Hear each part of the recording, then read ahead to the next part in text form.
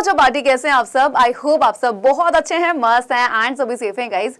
तो स्टार्ट करते हैं आज की क्लास को। तो भाई आज की जो आपका क्लास है या मैं कह सकती हूँ जो सेशन है बहुत ज़्यादा इंपॉर्टेंट रहने वाला है, क्योंकि आप में से बहुत सारे बच्चे कंफ्यूज हैं, चाहे वो यूपी बोर्ड का बच्चा हो, बिहार बोर्ड का हो, राजस्थान का हो, एमपी छत्तीसगढ़, किसी भी बोर्ड का बच्चा हो। बेसिकली वो बहुत ज़्यादा कंफ्यूज क्यों है? क्योंकि उनको सिलेबस नहीं पता है पूरा। क्योंकि पिछले साल कुछ चैप्टर्स आ रहे थे जो इस साल नहीं आ रहे, जो पिछले साल नहीं आ रहे थे वो इस साल आ रहे हैं। तो बच्चा कंफ्यूज है कि मैम क्या करना है, क्योंकि बच्चों को ये लग रहा है कि अभी भी पुराने पैटर्न पे चलना है। तो मैं आपको बता देती हूँ यहाँ पे सबसे पहली चीज कि सिलेबस में जब चेंज होता है तो हमें उसी के अकॉर्डिंग पढ़ना पड़ता है। ऐसा क्यों बोल रही हूँ? क्योंकि वो बोर्ड एग्जाम के लिए बहुत ज़्यादा ज़रूरी होता है। तो ये वाला जो सेशन है वो स्पेशली यूपी बोर्ड के बच्चों के लिए है।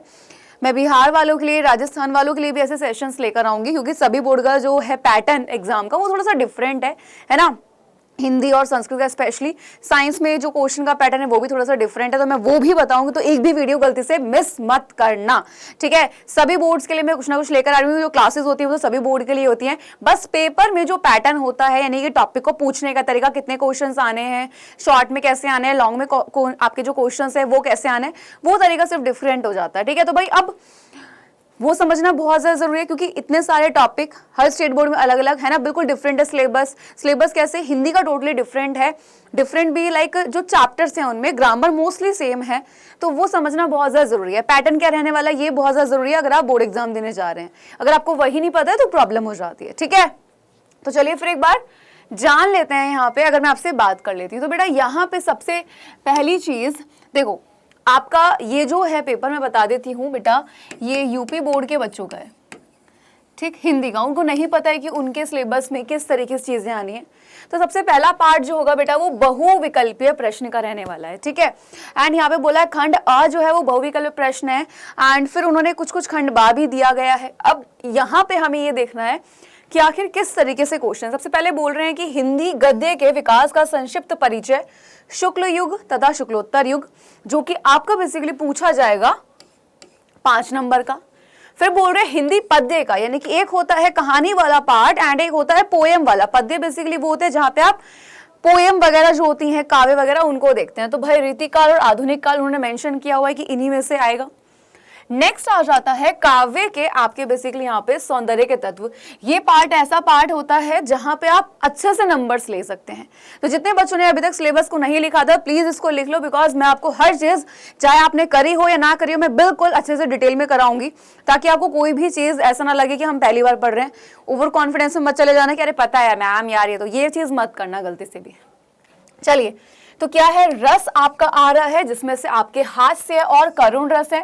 डेफिनेशन और एग्जाम्पल के साथ और पहचान के साथ उन्होंने बोला है, यानी कि आप पूछ सकते हैं कि बताइए यहाँ पे कौन सा रस है। एग्जाम्पल पूछ सकते हैं, डेफिनेशन पूछ सकते हैं। नेक्स्ट बोल रहे हैं अलंकार, जिसमें से सिर्फ यूपी बोर्ड में इस बार अर्थालंकार है, और अर्थालंकार के भी कौन सा, उपमा, रूपक और उत्प्रेक्षा। सिर्फ ये 3 है, शब्द अलंकार नहीं आ रहा है। छंद की बात करते हैं तो सोठा एंड रोला है, जिसमें लक्षण और उदाहरण दिए गए हैं। बेटा हर चीज उन्होंने डिटेल के साथ लिखी हुई है कि क्या बोर्ड में आएगा, और याद रखना जो सिलेबस में है वही बोर्ड में मिलना है। आगे की बात कर लेते हैं हिंदी व्याकरण की। भाई ये पार्ट को ऐसा स्ट्रॉन्ग कर लो कि तुम्हारे नंबर ना कटे कहीं से कहीं तक। तो उपसर्ग दिए गए हैं कौन कौन से, अ के हैं, अन, अधि, अप, अनु, उपसह, निर, अभि, परि, सु आदि, इन सब के आपके उपसर्ग है। समास में वो पूछ रहे हैं द्वंद्व, द्विगु, कर्मधारय और बहुब्रीहि। लास्ट है तद्भव, तत्सम शब्द और पर्यायवाची, यानी कि ये सब पार्ट आपका आ रहा है, ओके है। तो यहाँ पे आगे बढ़े फिर, चलो संस्कृत व्याकरण का देख लेते हैं, क्योंकि यूपी बोर्ड का संस्कृत का जो पेपर होता है वो हिंदी के साथ ही आता है, लेकिन जो बच्चे संस्कृत को एज अ मेन सब्जेक्ट ले लेते हैं छठे सब्जेक्ट पे, तो उनका पेपर अलग से होता है, ठीक है। चलो आगे बढ़ते हैं। एंड यहाँ पे संस्कृत व्याकरण में उन्होंने बोला है सर्वनाम, वाक्य का स्वरूप, वाच्य प्रयोग और वाच्य परिवर्तन और पद परिचय। ये बेसिकली संस्कृत का उनका पार्ट है। एंड नेक्स्ट आ जाए अपने साहित्य वाले पार्ट पर। भाई खंड बा जो है बेसिकली वो वर्णात्मक प्रश्न का उन्होंने दिया है। याद रखना यहाँ पे कि आपका गद्यांश और पद्यांश पर आधारित प्रश्न आते हैं, और ये जो 6-6 नंबर के दिख रहे हैं ये बहुत इंपॉर्टेंट है। बच्चे अक्सर इनको छोड़ आते हैं, बच्चों को लगता है ये बहुत ज्यादा टफ है, ये टफ नहीं होता, इससे ज्यादा इजी कुछ नहीं होता है पूरे पेपर में। नेक्स्ट की बात करें, संस्कृत का भी पद्यांश आएगा और आपका क्या आएगा, गद्यांश आएगा। यानी कि भाई सबसे पहले गद्य हेतु निर्धारित पाठ्य वस्तु पर बनी कि भाई एक गद्यांश दे देंगे, जो कहानियां लिखी होती हैं बेसिकली वो गद्यांश होता है। कुछ क्वेश्चंस पूछ लेंगे वहां से, अगर आपने चैप्टर ठीक से पढ़ा होगा तो बिल्कुल आप आंसर अच्छे से दे पाओगे। सेम वो पद्यांश का देंगे, संस्कृत में भी सेम एक गद्यांश का देंगे और एक पद्यांश का देंगे। ये बहुत अच्छा पार्ट होता है जहां से नंबर अच्छे खासे मिल जाते हैं। लाइक फॉर एग्जाम्पल अगर वो 6 नंबर का पूछ रहे हैं तो 5 नंबर इजिली यहाँ से लिए जा सकते हैं। आगे आ जाओ, बोल रहे निर्धारित खंड काव्य के कथानक, चरित्र चित्रण एवं तथ्य आधारित प्रश्न। ये पार्ट बच्चों को पता नहीं क्यों टफ लगता है, बट इससे इजी कोई पार्ट नहीं होता है। नेक्स्ट आ जाओ, यहाँ पे बोल रहे हैं कि भाई आखिर जीवन परिचय, जीवन परिचय को लिखने का एक पैटर्न होता है, वो मैं आपको सिखाऊंगी, जिसके जरिए कोई सा भी आ जाए, कोई भी। लास्ट ईयर जो मैंने बच्चों को सिर्फ 3 जीवन परिचय बताए थे, 3 में से ही मैंने बोला था बेटा ये एक जरूर कर जाना, और बच्चों को एग्जाम में वही मिला था। आगे आ जाओ, फिर बोल रहे हैं निर्धारित पद्य खंड के आधार पर कवि का, तो भाई एक लेखक का और एक कवि का जीवन परिचय आपको करना है।